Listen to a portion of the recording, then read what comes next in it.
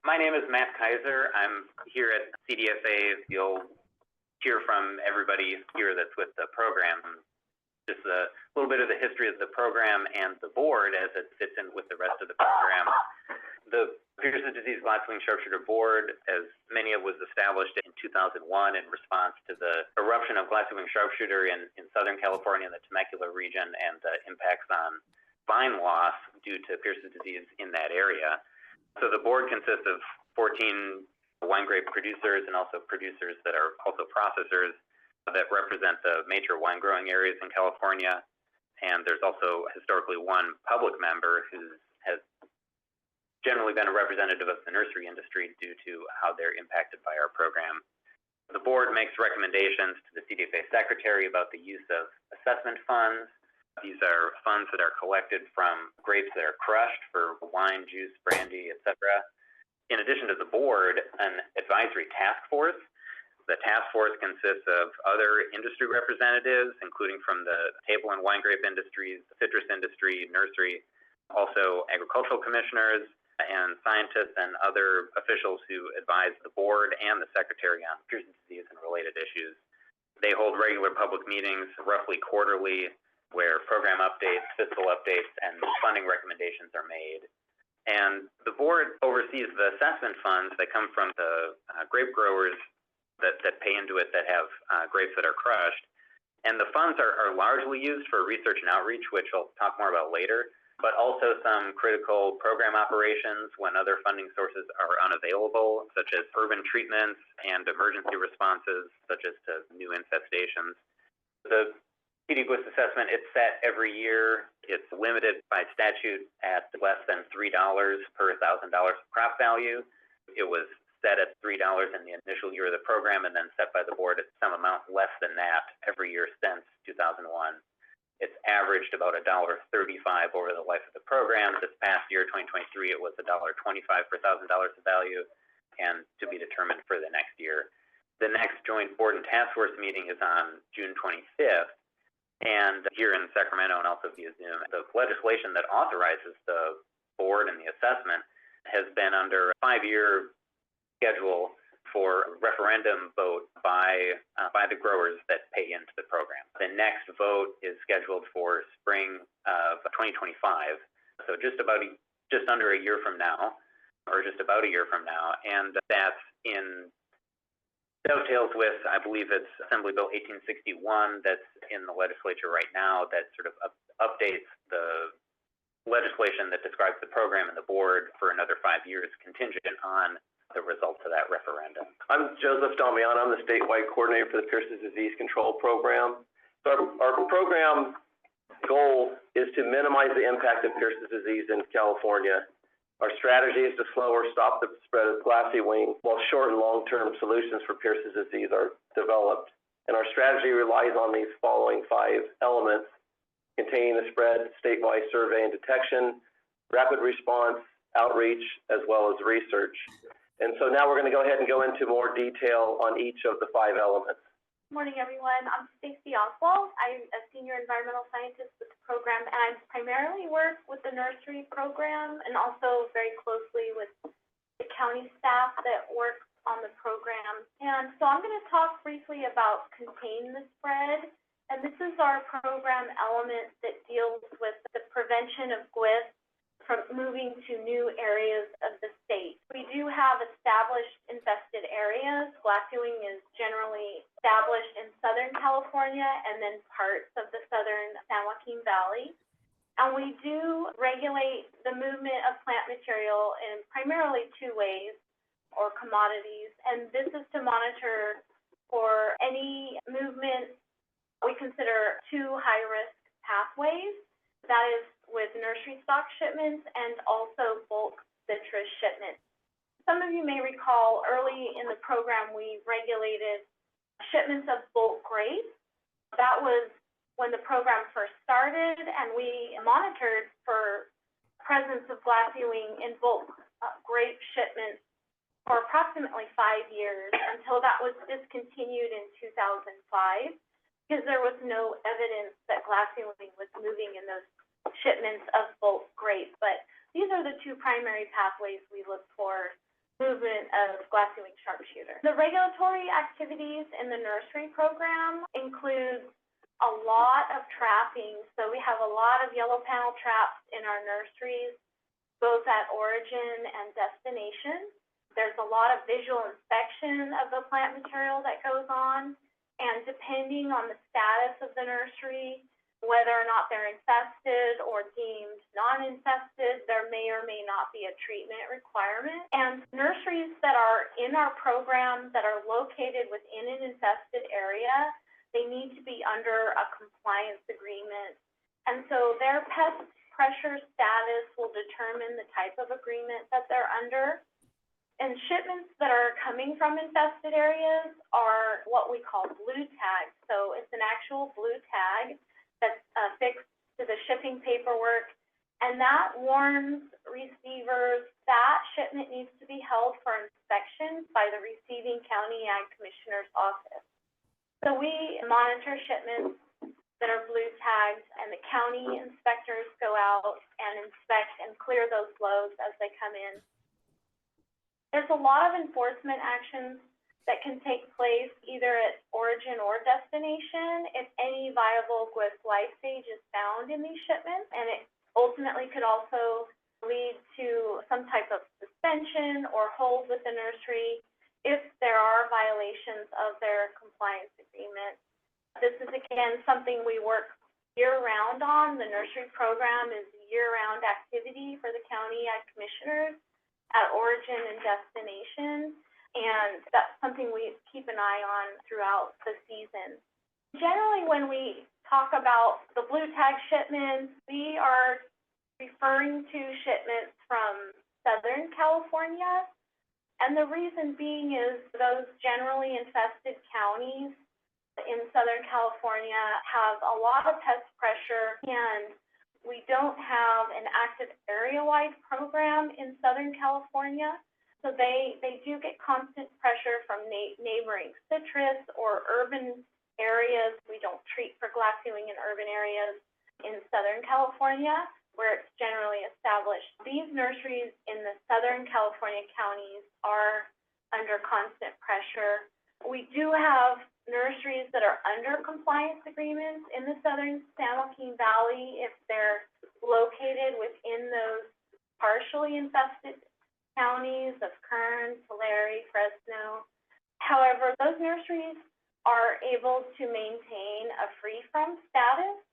Currently, we don't have the ongoing treatment programs that are associated with a lot of our Southern California shipping nurseries that have to undergo the routine treatment programs that are required to ship nursery stock.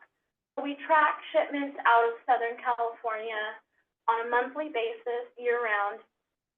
And so far, through the end of April, for example, we've had almost 11,500 shipments come out of Southern California. And out of those shipments, there was one rejection issued at destination for a viable GWSS life stage. So these are some of the statistics we've tracked throughout the life of the program to compare the number of shipments moving up and what is found in those shipments. A big part of our nursery program, we have an approved treatment program, and that is a special program that was implemented in 2008. It relies on 2 chemicals that were tested for several years through lab, field, and a pilot project. So we had several trials for many years before it was implemented. And it currently relies on treatments of carbaryl 7 or fenpropathrine, which the nursery label for that is tame. And so these shipments are allowed to move without an origin inspection as long as they put that safeguarding treatment on prior to movement. There's a lot of best management practices that are implemented in these nurseries to make sure that they qualify for this program. It's been a very effective program and has eliminated the need for thousands of hours of inspections at origin. So far this year, we've had 3,000 plus shipments in the approved treatment program, over 584,000 plants through the end of April, and no viable GWSS life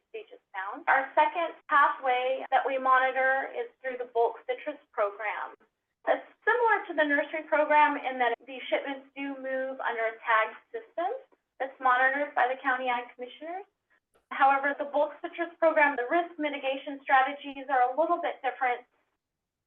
Essentially, it's the bulk citrus, the growers can produce loads that are free of GWSS through a lot of different measures. So some of the things that they may do to ensure that their loads are free of glassy-winged sharpshooter is conduct pre-harvest treatment. They can also mechanically brush to protect the citrus fruit from infestation or any other means to eliminate GWSS that's been approved by the county ag commissioner. This program's been very effective since many of the glassy-winged sharpshooter infested areas overlap with Asian citrus psyllid infested areas. The mitigation measures they take for ACP really have reduced glassy-wing moving in our bulk citrus loads. So those measures work very well also to eliminate glassy-wing from bulk citrus loads. And similar to the nursery program, we track the number of shipments per season and the number of glassy-wing that is found. The bulk citrus shipping season is October 1 through September 30th. The last complete bulk citrus season, which was October 2022 through September 2020, there were only 3 GWSS found out of almost 20,000 bulk citrus loads. So that's a very good compliance rate. And again, a lot of these activities, the county ag commissioners will monitor the packing houses with traps, and if anything is found at a receiving end in a packing shed, often those loads are put into a sweat room and we wait until glassy-wing is eliminated or they are diverted back into an infested area where they can be processed without spreading glassy-wing. Hello, everybody. My name is Sean Veeling. I am one of the other senior environmental scientists here. I'm primarily dealing with the statewide survey and detection portion of the program. This is to locate new GWSS infestations quickly and confirm that they're not being established in new areas of the state that are non-infested. And so the primary weapon or trap that we have is the yellow panel trap. And it's essentially just a sticky trap. The insect itself is attracted to the yellow color on that trap. These traps are placed in counties, and each county has their own commissioners and trapping staff to go and place these traps. They are serviced every 2 weeks and then relocated to a different location within a square mile every 6 weeks. So the host selection that we've used primarily consists of plants that the GWSS are more likely to lay eggs and or feed upon. The most common hosts that we use are crepe myrtles, citrus, prunus, plums, cherries, photinia, and privet. And those common hosts we use mostly from studies, but also from interceptions at origin or at destination, whether it's egg masses on these plants or adults or another life stage. During the peak season, 2023, we had about 33,000 traps deployed and serviced statewide. And again, this is an activity that's performed by our county agricultural pest detection personnel within each county. This is an example of a trap actually in a nursery. There were virtual and 5 in-person trainings, and that was to about 367 staff members from 45 counties, CDFA employees, and nurseries. And when I myself go out and do checks on these county trapping programs, we do test them in terms of can they identify the insect. And so we will actually go out and place an actual insect in the trap, and then hopefully they are able to identify it and bring it back to their county supervisors and say, hey, look what I found. And we do this quality inspections in 13 counties last year for 2020. We hope to get out more. Hi, everyone. My name is Michelle Pham. I'm one of the environmental program managers for the Pierce's Disease Control Program. Another part of our program is the rapid response element, and that's basically responding quickly to detections of GWSS in new areas. That work is conducted by the county ag commissioners and sometimes with the assistance of CDFA staff. Basically, what we do if there is a detection in a new area is the counties will conduct delimitation surveys to determine if the infestation is present and then, if so, identify the boundaries. The delimitation surveys includes high-density trapping and visual inspections. So that means basically putting a bunch of traps in a small area as well as checking the host material within that area to see if there's any presence of GWSS. If there's an infestation that is present, then the counties will conduct an eradication program, including residential treatments and biological control releases. So with this element, since the inception of our program, we've detected and eradicated 18 incipient infestations of GWSS in statewide so far. So we currently have an eradication program in Solano County. GWSS was found in the Vacaville area in October of 2021. The infested area boundaries is equivalent to about 3,500 acres. The data that I'm showing right now is as of May 2024. As you can see, there was a lot found, especially adults in traps. Since the county has been conducting treatments, the numbers have decreased, which is a positive thing. Another thing to note is the treatment numbers are based on numbers of properties on here, because a property may have been revisited and retreated twice due to blooming and timing. Another component that is used in our rapid response activities is biological control. It's a key component to our integrated pest management approach to controlling GWSS since 2001. Biological control is great as a tool when other control strategies can be problematic. For example, in residential or natural areas where other control options are limited or expensive or may have undesirable ecological impacts. We've also used it in our partially infested counties in the San Joaquin Valley to help prevent the expansion of the infested area boundaries in those partially infested counties. The glassy-winged sharpshooter biological control agents are actually tiny parasitic wasps that have short life cycles and a very narrow host range. What the female wasp does is it will lay their eggs inside of GWSS eggs, and the immature wasps will feed on the GWSS eggs, and they're killing the GWSS that way. As you can see, the numbers have been fairly consistent except for two. We did have a significant increase in the biological control agents that were produced and released. For 2024, we're anticipating that our production levels will be similar to 2020. We recently lost 2 permanent employees who worked almost 2 decades with the program in the biological control program. And so that's going to impact our production level as well as overwintering of GWSS adults. The GWSS that were collected this winter didn't produce eggs until April, so that's going to be a factor that limits our production.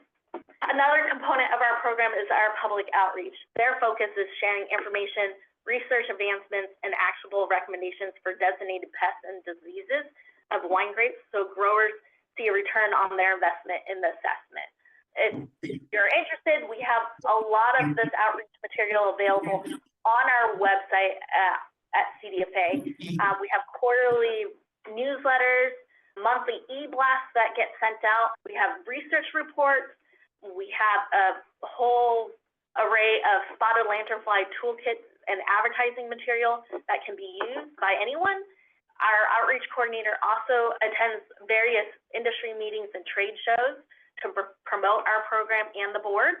And we also have social media accounts on Facebook and YouTube. Matt here again. So just to talk a bit about the research element of the program. Again, taking a step back, Pierce's disease has always been in California, at least as far as we know, but glassy wing is a problem because it can thrive in more habitats, it can feed on more plants, and it can fly further than any of the native vectors. So that really is what brought this into focus and got everyone's attention when it started causing problems with Pierce's disease in areas that wouldn't otherwise have many issues with Pierce's disease because the native vectors wouldn't live in those habitats. When the program started out, it kicked off a lot of research into Pierce's disease and glassy-wing. There were a lot of funds coming from industry through the board, as well as some state funds, University of California, and other funding sources, USDA, ARS. Since then, it's now largely pared down to the PD-GWSS Board is funding the research, plus the Central Valley Table Grape Pest and Disease Control District that's also funding research in their area, and then also some internal work that Agriculture Research Service in Parlier is doing. The PD-GWSS Board's mandate was expanded to other pests and diseases in 2010 through legislation that allows for the use of funds on research and outreach for other pests. So that was initially used to help with the eradication response to European grapevine moth. The board was able to help fund some outreach efforts that helped with the coordination of treatments and the successful eradication there. Then, as viruses and mealybugs began to be more of an emerging issue around 2015-2016, leaf roll, red blotch, and fan leaf were all added to the board's list of designated diseases, as well as mealybugs, their vectors. Then in 2020, the most recent addition was spotted lanternfly, and that being for the first time a pest that hadn't arrived in California yet, but the board saw as a significant issue that they wanted to try to help get ahead of. So by designating it then, they were able to fund some of the outreach materials that Michelle mentioned on the last slide. All of that stuff on our website is in both English and Spanish. And now, starting this year, there will be a couple of research projects looking at spotted lanternfly as well. Just to highlight a couple successes, generally over the life of the program, the board's invested about $2.6 million into research every year. It's over $57 million over the life of the board, again, of industry dollars through the assessment. It's averaged about $3 million a year in recent years. And about half of that in recent years has been for these other pests and diseases, not just Pierce's disease and its vectors. Just to highlight a couple of successes over the past 25 years, a lot of basic understanding of disease ecology and biology for Pierce's and the basic biology of glassy-winged, the vector. The 5 conventionally bred Pierce's disease-resistant varieties coming out of Andy Walker's lab at UC Davis that are now on the market. That research started almost at the beginning and took 20 years. So the board has taken a view to fund both short-term, immediately applied, extension-oriented projects, as well as very future-forward projects that may take a decade or decades to come to fruition, but they're trying to balance their portfolio to keep all those things covered. The board's also funded work that confirmed a lot of basic understanding about red blotch virus, and also confirming Tika as a vector by Mark Fuchs's group out at Cornell. A lot of work with viruses at Foundation Plant Services, and also some methods development for propagation, such as what David Dricoli and Juan DiBernardi are working on at Davis Plant Transformation Facility that was just highlighted in National Grape Research Alliance's newsletter this morning. The whole process has been guided by reviews by National Academy of Sciences and American Vineyard Foundation of the program early on, around 20 years ago. The board has a really robust review process that involves volunteer expert scientific reviewers from across the country that give their time to review these highly technical proposals, as well as a research screening committee that includes more industry representation and the board itself. And then more recently, the board's research coordinator, Chris Lowe, has been doing a lot of work to look forward and address the continuing issues with viruses and make sure the program is headed in a good direction generally. And the board has a current project, again, with the National Academy of Sciences to help chart a path forward and make recommendations about how to best invest in research for viruses, particularly red blotch and leaf roll and their vectors. I am Beth Stone-Smith. I am an Assistant State Plant Health Director for USDA APHIS Plant Protection and Quarantine, and I am your federal representative on the program. Much of the activities that the team has told you about today are federally funded, so I am the representative that helps with that federal funding and the responsibilities that go with that. But I also started in the area-wide treatment program in 2001 in Kern County. I spent 11 years down in Bakersfield and the last 12 in Sacramento. So I've been around a while in the program. And so I'm going to share just a highlights of the area-wide program. You heard the team talk about Solano County, which is an eradication program. When we are talking area-wide treatment in large agricultural areas, we are not talking eradication. We are talking suppression. And that's very much because of this pest being a very strong flyer, having just an enormous host range. And when it is established in an area like an agricultural area, we are not going to try and reach eradication. It's just not realistic. Why we do it, when we first started the program and we could see citrus growers treating their citrus orchards, glassy would actually be flying out in front of the treatment rigs. And because this insect is so large, it has so many hosts, it really had to be a targeted approach and an area-wide approach, not a spotty treatment approach, to try and knock down population levels overall. So targeting its overwintering host, which is citrus, because that's the main thing that's green when it's overwintering, was one of the key strategies. The other whys are to buy time. You heard the team talk about research and the time it takes to try and come to an answer for Pierce's disease. We've really just been trying to buy time of not have glassy-wing spread across the entire state. We obviously are very cognizant of grape growers that are living with glassy-wing sharpshooter and Pierce's disease and the losses that they face. And then obviously overall slow the spread, the natural spread of glassy-wing because it is a strong flyer, and that artificial spread of it moving in bulk citrus throughout the valley. So I already mentioned citrus as the overwintering host. So that's been targeted for treatments. We do not do treatments in grapes specifically with this program. We obviously have lots of traps out. That little map right there is the General Beal pilot project area, which I'm not going to talk a lot about, but I know David Haviland is when I'm finished. We assess the trap data that comes in across all of our area-wide programs. Again, we're doing suppression treatments and trying to coordinate those and not eradication. And we're really reliant on citrus grower participation. Glassy-wing sharpshooter is invasive to the state of California. It is not considered invasive to the United States. So as the federal entity on the program, I cannot force a citrus grower to do any kind of treatment for glassy-wing sharpshooter. I need their participation to help us and to help their neighbors to drop overall population levels. So that participation piece is really key in how we operate in the program. So when we first started the program, you'll hear me sometimes, if you've experienced a presentation of mine in the past, talk about a 1-2 punch. That's where we started the program. That first punch was a foliar knockdown in the colder months of the year when glassy-wing sharpshooter was mostly in citrus overwintering as an adult. So the thought process there is you try and knock back as many and kill as many adults as you can in those cold months so that they don't find each other and mate, lay eggs. So we're trying to drop that population level with a foliar, and then we would follow up with a systemic imidacloprid treatment, which would give longevity of pesticide in the system for nymphs and any feeding that glassy-wing would do. That's where we started in the program. It worked very well. I'm really wanting you to just look at the left-hand side of this slide.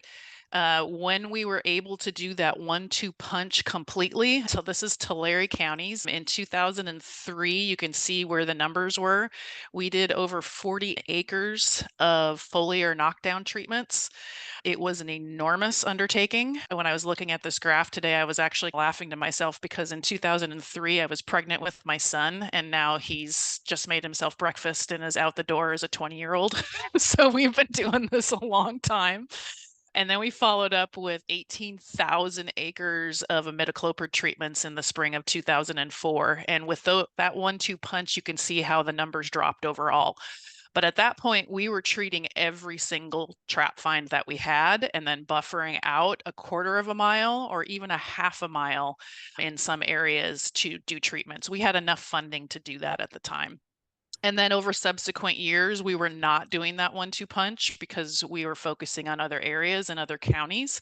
We've had some changes in Tulare as well. Challenges with glassy-wing, just an enormous number of hosts. It makes it really impactful for trying to focus where the insect is and taking care of it. I mentioned that we're reliant on grower participation. Their existing IPM strategies for other pests come into play on them wanting to participate with the program or not. Organic citrus treatments for glassy-wing sharpshooter are not effective.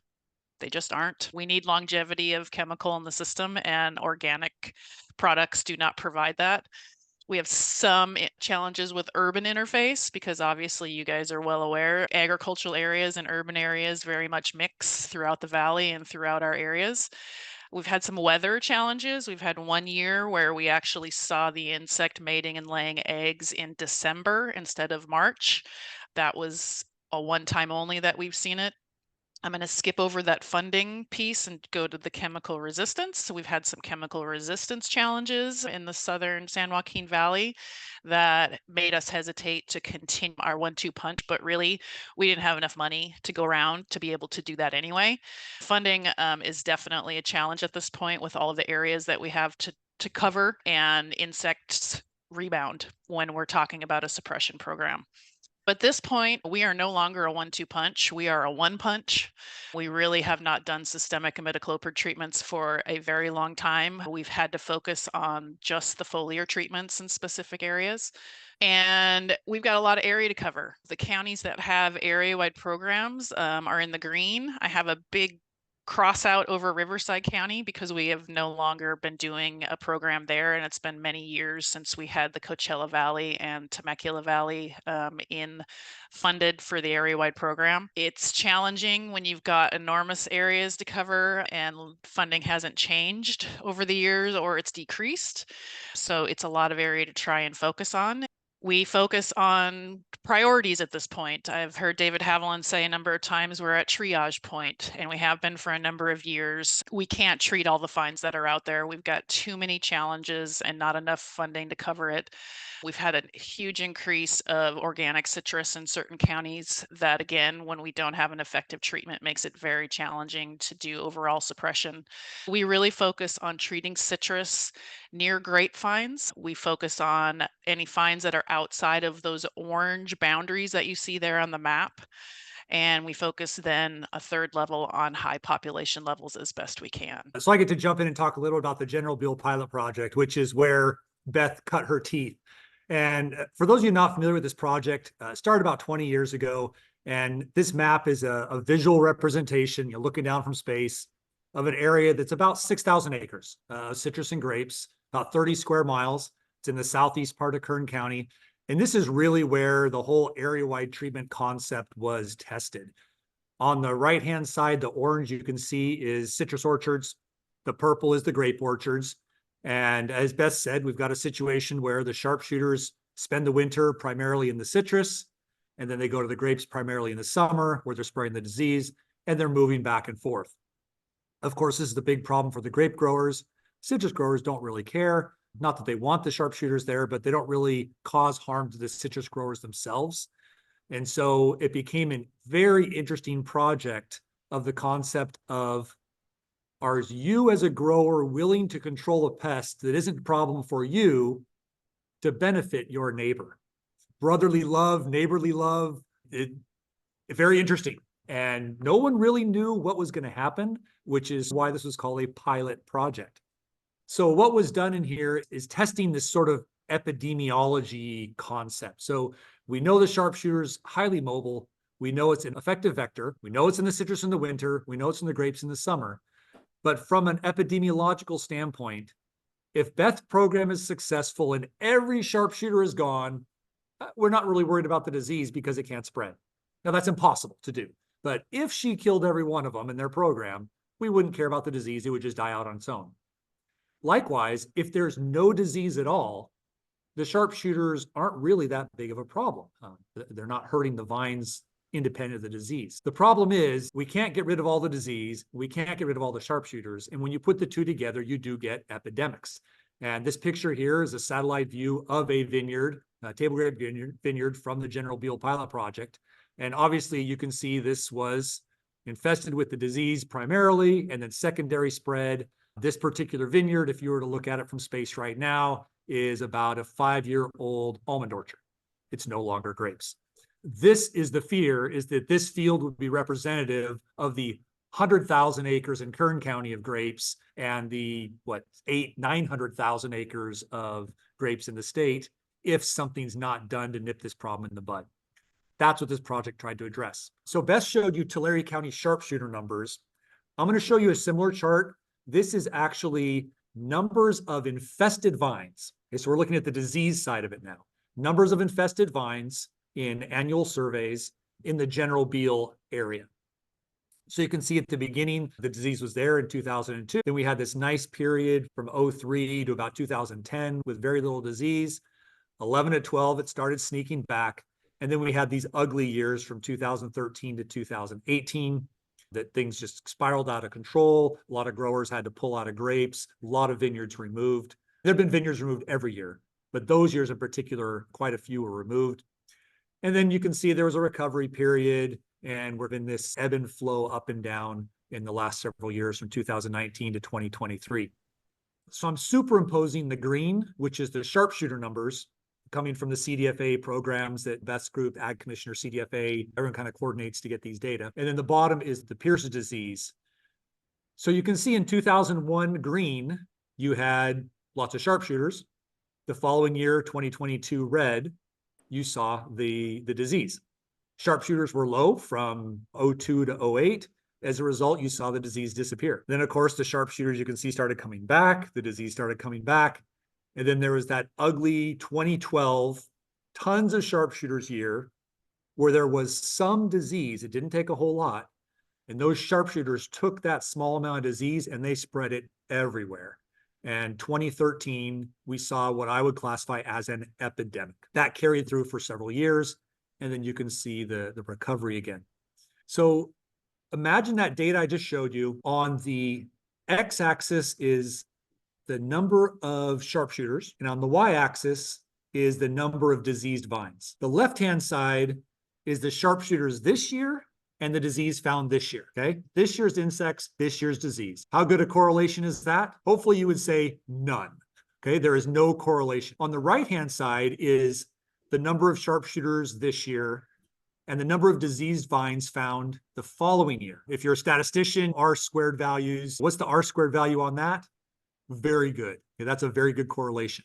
So what this is showing is the sharpshooters are spreading the disease, but the vines in the year that they get the disease are not symptomatic yet. So when we do the fall surveys, we can't get rid of them. So there's always vines from this year's infection that make it to next year, where next year's sharpshooters spread the disease before that fall, when we can now see the symptoms in the previous year's infected vines and get them pulled out. We'd call that a 1-year lag time. And so inherently, no matter what we do, we're only pulling out the vines from the previous year and not the vines infected the same year.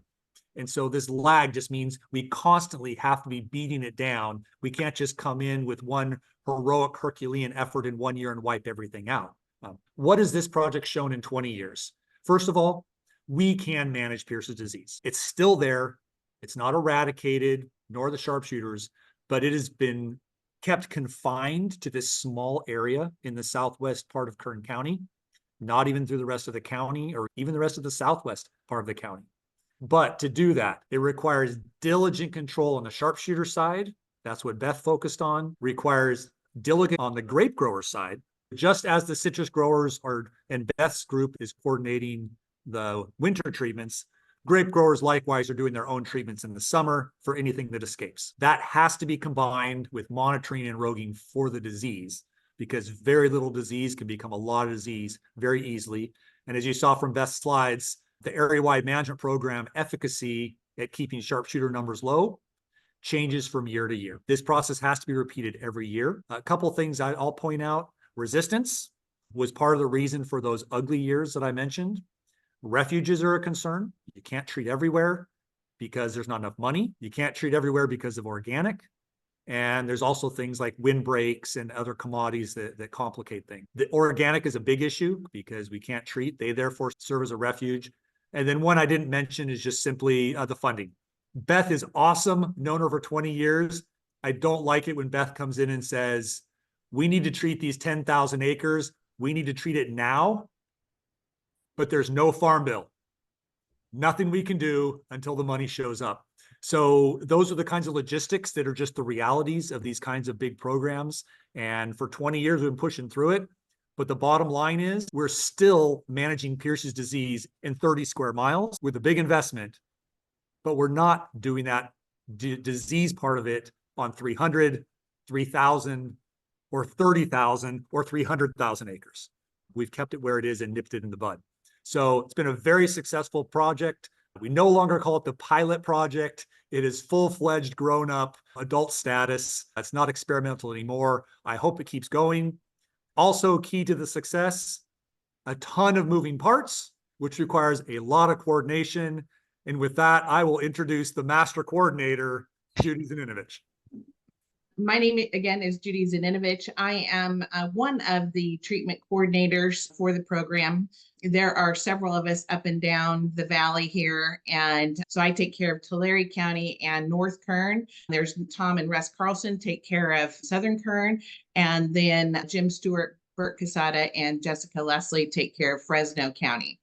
So what our job is, early on during the period of putting together a pilot program, they realized that they needed someone to work with the growers closely, and that citrus growers might not be keen to talk to government officials. And so they hired those of us that were experts in pest management issues in citrus. And so that we could work with those growers and have a higher compliance in getting treatments done. And that has worked very well over the program. The other part of our job is to talk to informed grape growers. Whenever there is a detection within a quarter mile of their property, we inform them that there's been a glassy-winged sharpshooter find. We encourage them to treat. It is voluntary. We cannot force it, just like we can't force the citrus grower. Education is a really big part of what we do.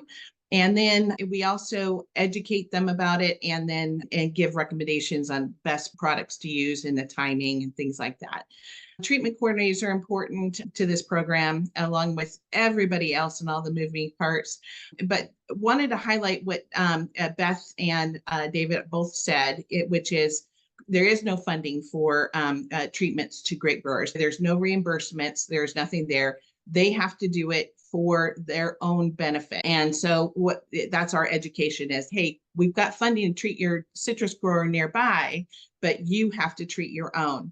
The other thing we educate is about that doing annual surveys for Pierce disease. We work closely with David and his staff because they will come out and do in-person educational periods with those growers to make sure that they get treatments on and those surveys done in a timely way. Because there's a small window in that fall period where they need to get those surveys done. If they don't stay ahead of Pierce disease, David said, it can blow up on them very quickly. So we work with those growers. It's been mostly because we're in the southern part of the San Joaquin Valley, mostly the table grape industry that has been impacted. But we work with all growers. They are still, down in the southern San Joaquin Valley, there's still wine grape growers that we work with. And there's also raisin grape growers, especially up in the Fresno County area. So we work with all industries and trying to make sure that everybody is doing their part. One of the things that we would ask for help, because we have had grape growers not that they don't want to treat, and we do our best to educate them and all of that, but we need to have more industry help with that education to let them know that this program is important and that there could be a disaster that has happened before reoccur, and we don't want that to happen to growers. So it's important that we all work together, and so that's my ask to all of the other industry folks here on this meeting, is to work with your growers and your industry about the importance of this program and the importance of treatments. So up next on the agenda, we're going to turn it back to the CDFA team to provide some additional information on the current state of the program's funding, some opportunities, and really just help to highlight what our actions are following this call and how we can collaborate as an industry to best support this program's success. Thank you. Yeah, a little over 10 years ago, the board initiated some economic studies with agricultural economist Julian Alston at UC Davis, just to look at both the impacts that Pierce's disease was having on the state and the industry, as well as the impacts of this program as a whole, all the pieces that you've heard about today. At that time, Pierce's disease was costing, within California, about $104 million a year.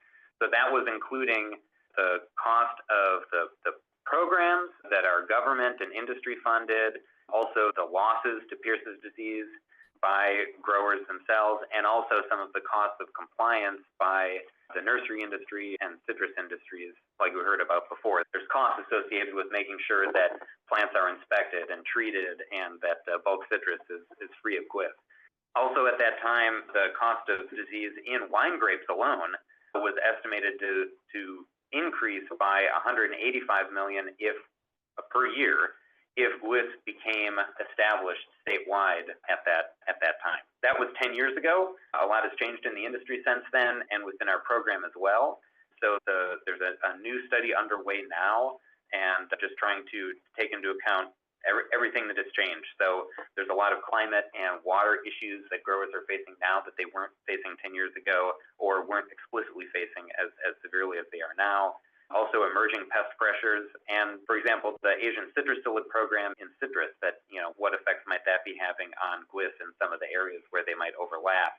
Also on the program side, there's no more state funding, which we'll hear more about in a bit, but it's still estimated that the positive impact of the program when the new study comes out will likely be higher value than it was then. So that's all I wanted to mention about this, and we can go on to the next. Great, thank you. So I'm going to go ahead and give an overview of our funding as well as some of the challenges that we face. So this represents a snapshot of our current budget. Those numbers are subject to change on our spending side of things, but our federal funding, as represented in the right-hand column there of $15.5 million, is about the same funding that we've received every year since around 2011 or so. So it's been stagnant for 10 plus years. The $2.7 million that you see there is funding that is provided to us by the board for a total of around $18 million in funding that we have to work with for this year. So on the expense side of things, the $9.7 million there, that is money that goes to county contracts. The county does a vast majority of on-the-ground work for the program. A lot of the stuff that was represented previously is done by the county, and the funding is through the federal government and some board funding to carry out those activities. Also note that the counties typically spend more on the programs in their individual counties than they're reimbursed for, so that's much appreciated by them. Something of note, that in the budget in the Pierce's disease side, there's a $5.8 million that says personnel costs and operating expenses. Around 24% of that, around $1.4 million in that, actually goes to on-the-ground work as well, with the Pierce's disease staff that does urban trapping, nursery trapping, cost of identification, operating costs, area-wide trapping supplies, and things of that nature are part of that $5.8 million administrative cost. So we have not seen an increase in funding, as I mentioned, since 2015, and our annual state funding ceased in 2011. Here we're going into some of the challenges that we face as a program. Our costs continue to outpace available funding, despite several cost-cutting measures that we've done. We, unfortunately, are not hiring open positions, so we're not doing succession planning. We are not buying vehicles that we need. We're not maintaining the facilities to the level that we should. So we're cutting a lot of things that are really going to come back and hurt us in the future, and we're concerned about that. We requested $19 million in federal funding for fiscal year 2024 that would keep the program current with the activities that we're currently doing, and we did not receive that additional funding, but we were fortunate to receive and thankful for the funding that we received that was the same as we've been getting since 2015. So we will continue to ask for additional funding to keep the program going, but we're hopeful for some increases in the future. Our board has allocated $850,000 to help us to meet some of the needs of our budget. And for some reason, I apologize, but it fell off of this slide. We also have $300,000 is in the district's budget for activities related to the area-wide program, which has not yet been voted on and approved, but I apologize for that falling off. We're looking at contributions from the board and from industry of somewhere in the $1.1, $1.2 million range, which will help us close the gap for the budget for this coming fiscal year. But again, looking at the concerns that we have here for our funding needs, we're very concerned about the future. When we were looking at a budget shortfall this year, the program went through with our partners and our staff here as well, and we did a really deep dive into what we're doing with the program. And it was a very difficult assignment because we're already so lean in this program that it's really hard to cut from anything that we do. And of course, there's a concern that anything you cut might increase the risk of moving glassy wing or not controlling it. And this is the best that we could do to come up with these savings in residential trapping, nursery inspections, reduction in shipment inspections, and changing in the trapping for the counties from May through October, and a reduction in the reimbursements for the area-wide program, which is another important component as well. And we came up with around $1.1 million. And as I stated earlier, it looks like we're going to be okay for this year, but we're very concerned about the future. I want to make a couple of points before I turn things back to the district on our budget and our program. We're here today because we certainly wanted to create awareness of the program. You have a program like this that's operating in the background and successfully protecting an industry, and I think it might have a tendency to be somewhat forgotten because it's working, and there's a lot of stuff going on. There's a lot of contribution by everybody that's working on this program. We've only had one eradication project, and that seems to be going successful in the current couple of years. So the program is working. Everything can be obviously improved, but I think that's one point that we wanted to make. We wanted to create some awareness. And I also wanted to say that because the Pierce Disease Glassy-Winged Board and the assessment program is so often connected to the wine grape industry, I did want to say that our program's mission is to protect all California grapes from Pierce's disease and glassy wing.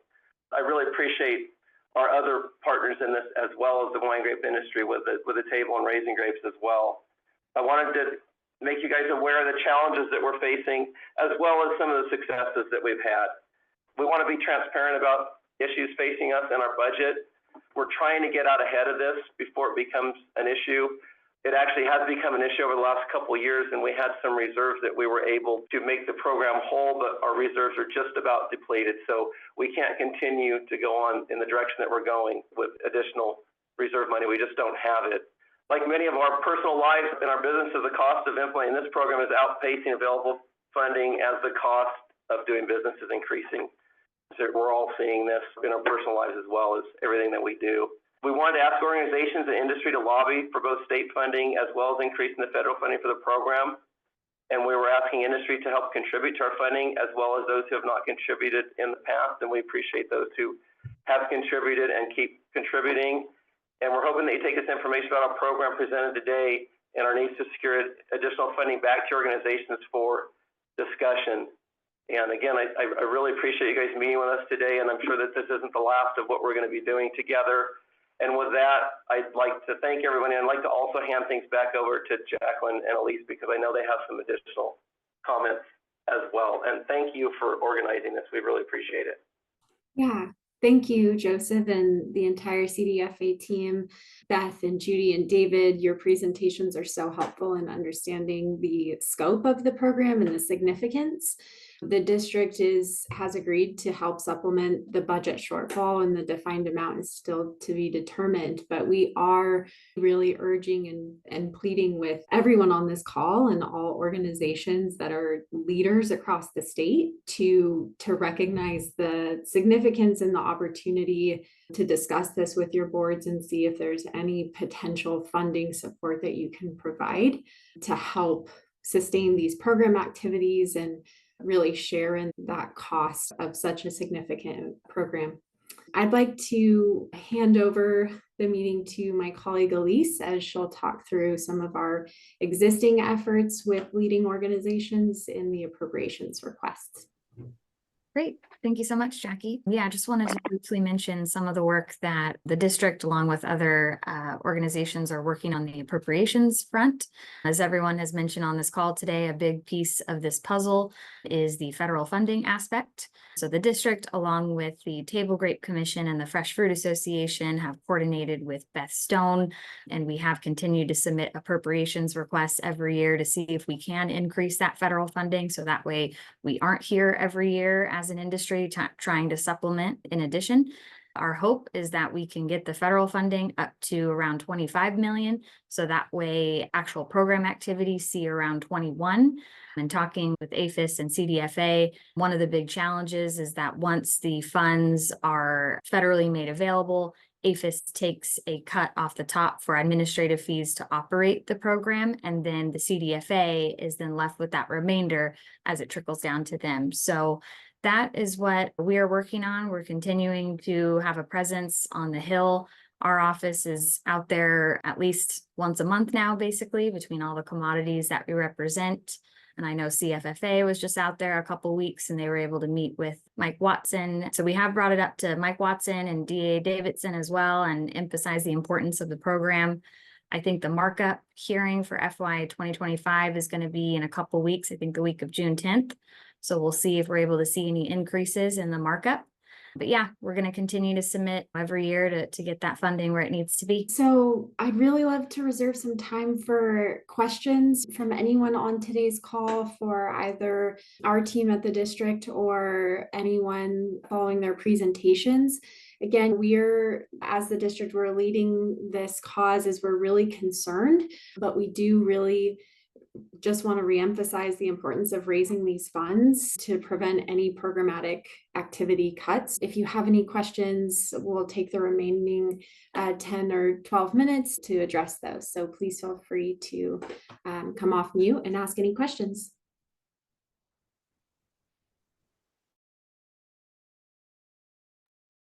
It's Ross with the Table Grape Commission. Thanks to everyone for participation here today and for doing this in this program. It's vitally important, and appreciate what everyone's doing to keep it going. I'm just curious about our standard IPM practices or standard treatments for other pests, other grape pests. How effective is that against glassy-winged? Essentially, some of the pest management efforts that they're doing for other pests are helping for glassy-winged. Most table grape growers will do an annual imidacloprid in the spring. That helps them with fine mealybug. It helps them with leaf hoppers and things like that. So they're doing that anyway. And that does help. It does help lower the incidence of glassy-winged sharpshooter, but that alone, it won't do it. And some of the other treatments that they do along the way also help, but they're doing it at a timing that is beneficial and purposeful for them. And they may not be necessarily coordinating treatments in the area. And so it's those coordinated treatments that we have found to be much more effective. The problem is that we have not found very good compliance with citrus growers in doing those spring treatments. It does interrupt their beneficials, and they are focusing on other pests at the time that those treatments don't help with glassy wing, unfortunately, pests like citrus thrips and California red scale. So those treatments, we have found that the timing to get a high percentage of those growers, and almost most of the time 100% of those growers in an area to treat for citrus growers, is in fall or winter. And so the timing of when to treat, when everybody's doing their treatments for other pests, that's it. It helps, but it is not successful in really suppressing glassy wing in a large area. Like I said, it's helpful. One follow-up question that was asked that may be for David and Judy as well was how these program activities, if at all, help with ACP spread, and if there's any perceived benefits in that. Yeah, again, I can talk to that one too, because I work on both programs. So I am a grower liaison for that program as well. So I work on both. And yeah, the glassy-winged sharpshooter treatments have been very beneficial in helping lower the incidence and the detection of ACP in the San Joaquin Valley. We've had much more activity in Kern County for Asian citrus psyllid and more detections than we have had in anywhere in the valley. And that's just essentially due to the fact of proximity to Southern California, where it is endemic in those areas, and it's just being moved. When we're doing those glassy-winged sharpshooter treatments in the fall, there are some areas, like say the Highway 65 area north of the city of Bakersfield, that we've had very few ACP detections. And I believe most of the reason is because we are doing regular glassy-winged sharpshooter treatments there yearly. Both programs are helping each other. And that's the importance of working together as much as possible to not over impact citrus growers with too many treatments. So where we can, we try to overlap those treatments with the timing. It's not perfect. The timing of the glassy-winged sharpshooter treatments is not necessarily always the best timing for ACP. But there are many of the products that will work on both.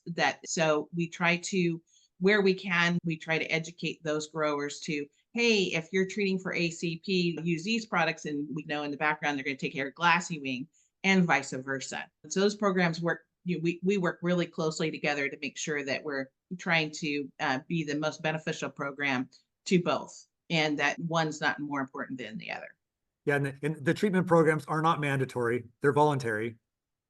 But Judy is very good about saying, here are if from a grape standpoint, here are the X number of products on the approved products list that you can use. And by the way, products A, B, C, and D will also help you with Asian citrus psyllid if you spray at this time, and especially if you and all your neighbors do it the same week.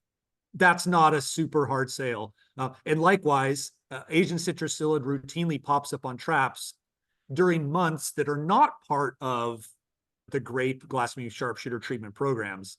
And, likewise, someone like Judy will say, oh, and hey, by the way, why don't you pick one of these ACP products that will also kill the sharpshooters to help your neighbors?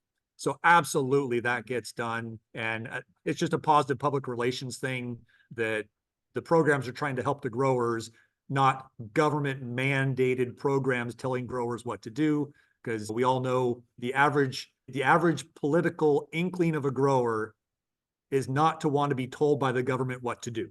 They're very independent people. They like options, and giving them options and letting them choose what's best for them is part of the reason General Beal project was so successful, and why that success has existed, broadly. Yeah, and just to note too that citrus growers are not reimbursed. There is no program like this for them. So they are not reimbursed for ACP treatments. They have to fully fund those themselves. So this is where both programs really can help each other, and it's beneficial for both industries to work together. People might be thinking, why would a glassy-wing citrus treatment be reimbursed and an ACP one not? It's that carrot that the program thought we needed way back when for a great pest. Again, David mentioned glassy-wing sharpshooters, not a significant impact to citrus growers unless there were thousands and thousands and thousands of them draining their tree of fluid that would impact yield, but it's not spreading a disease. So that carrot to get citrus growers to participate with us was that reimbursement, and is that reimbursement. Different scenario for ACP, in case anybody was sitting here wondering, why is one paid for and not the other? There are natural pockets of Pierce's disease areas up and down the whole state. They usually happen near riparian areas, and because there are local vectors that can move the disease, but they're not very efficient. So the disease moves very slowly in those areas. Glassy-winged sharpshooter is a very efficient vector. And so that is why these really strong outbreaks can happen. And this is the importance of keeping this program and keeping the disease where it is, and not having glassy-winged sharpshooter all over the state. We want to keep it as localized as possible. Thank you. And I think that speaks to another question that came up of, we're coordinating these treatments in these defined counties.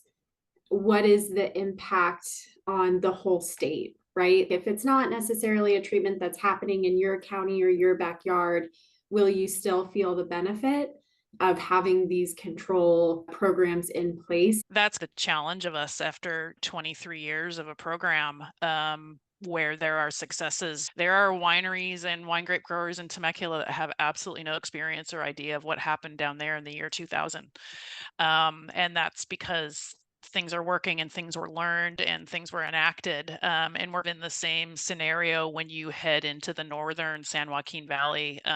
You will hear things such as, I don't have Pierce's disease, I don't have glassy-winged. Part of that may be because there are all of these activities taking place to regulate the movement and the spread naturally of the insect through the citrus acreage in the San Joaquin Valley, through regulatory actions that the state and counties are taking on nursery product, bulk citrus. There is enormous amounts of activities of plant inspections, leaf by leaf, looking for egg masses. The amount of hours and inputs over the last 23 years of this program are significant. So I think that speaks to much of what David said of we haven't had a statewide blow up. So I want to think that these 23 years that we've worked on this have helped with that. So Beth, let me take that one step further. We haven't had a county-wide blow up. Yeah. Kern County's got 10,000 acres of grapes. Yeah. And we've got Pierce's disease confined to less than 5,000 acres. It isn't just like Kern County's protecting everybody. 5% of our acreage has protected the 95% of our own county's acreage, plus Tulare County to our north, plus so on. So we have the same attitude within our own county. We also have the benefit that growers are within and outside of that area. So we've got a lot of the pest control district people will say, hey, yeah, let's keep doing this, because I can see what Pierce's disease is doing in my fields in the Arvin area, and I don't want my McFarland vineyards to look the same as Arvin. Yep. And we can say the same for Tulare County and Fresno County and Madera County and everyone calling from the North Coast. We don't want any of you looking like our 3,000 acre General Beal field. We're doing a great job there, but we're flatlined. We're at the point where we're not getting better, but we're not getting worse. But if we can keep it there, that's a massive success. I think with those notes, again, really to everyone on this call, the call out is to have these conversations with your board about any opportunity to help support funding this really vital work that these teams are doing. And if that is in the immediate, there's definitely the need. And if there's opportunity for you to support in that long-term endeavor through appropriations requests, again, connecting with our team and those leading organizations is truly appreciated.